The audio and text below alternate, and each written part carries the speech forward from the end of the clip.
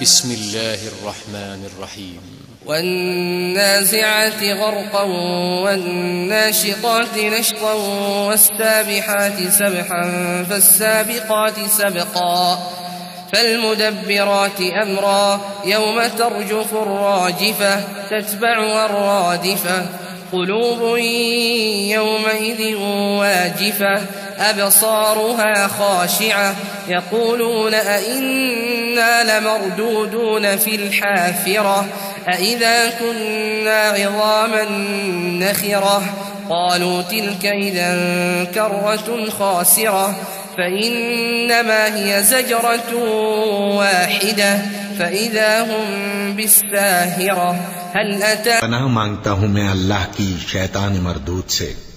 شروع اللہ کا نام لے کر جو بڑا مہربان نہایت رحم والا ہے۔ ان فرشتوں کی قسم جو ڈوب کر کافروں کی جان کھینچ لیتے ہیں اور ان کی جو مومنوں کی جان آسانی سے نکالتے ہیں اور ان کی جو تیرتے ہوئے جاتے ہیں پھر لپک کر آگے بڑھتے ہیں، پھر دنیا کے کاموں کا انتظام کرتے ہیں کہ وہ دن آ کر رہے گا جس دن وہ زلزلہ آئے گا، پھر اس کے پیچھے اور زلزلہ آئے گا۔ اس دن لوگوں کے دل خوف زدہ ہوں گے اور آنکھیں جھکی ہوئی۔ کافر کہتے ہیں کیا ہم الٹے پاؤں پھر لوٹیں گے؟ بھلا جب ہم کھوکھلی ہڈیاں ہو جائیں گے تو پھر زندہ کیے جائیں گے؟ کہتے ہیں کہ یہ لوٹنا تو سراسر نقصان کا لوٹنا ہوگا۔ تو بس وہ ایک ڈانٹ ہوگی، اس وقت وہ سب میدان حشر میں آ جمع ہوں گے۔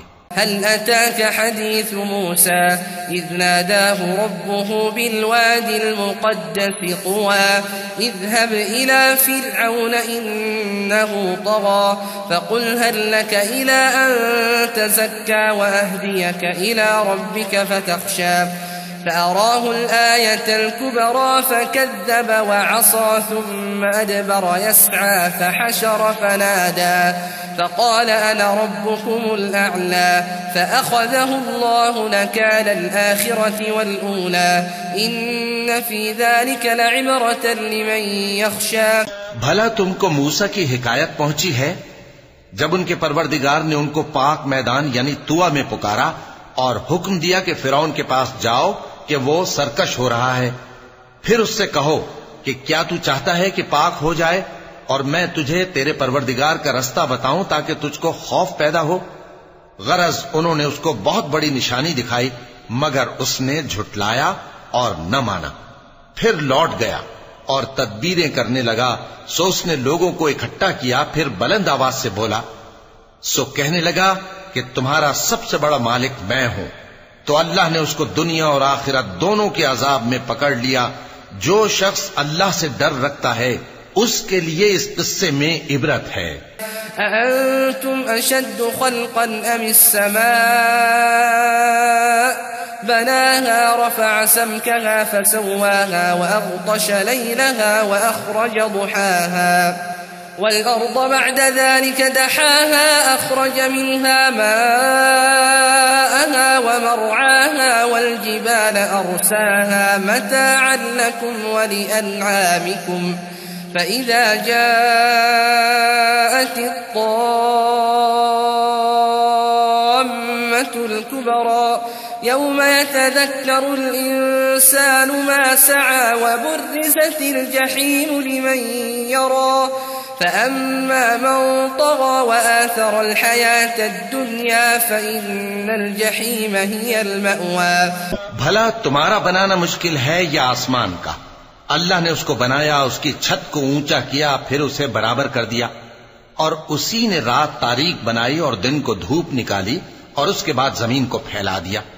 اسی نے زمین میں سے اس کا پانی نکالا اور چارہ اگایا اور اس پر پہاڑوں کا بوجھ رکھ دیا۔ یہ سب کچھ تمہارے اور تمہارے مویشیوں کے فائدے کے لیے کیا۔ پھر جب وہ بہت بڑی آفت آئے گی اس دن انسان جو محنت وہ کرتا رہا یاد کرے گا، اور دوزخ دیکھنے والے کے سامنے لا کر رکھ دی جائے گی۔ اب جس نے سرکشی کی اور دنیا کی زندگی کو مقدم رکھا تو اس کا ٹھکانہ دوزخ ہی ہے۔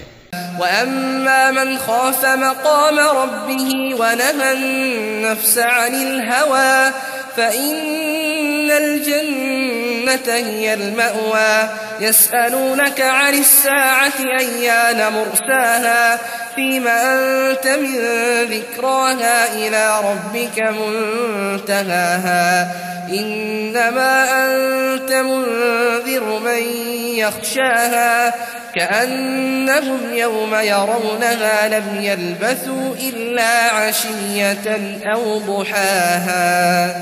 اور جو اپنے پروردگار کے سامنے کھڑے ہونے سے ڈرتا اور نفس کو بیجا خواہشوں سے روکتا رہا تو اس کا ٹھکانہ بہشت ہی ہے.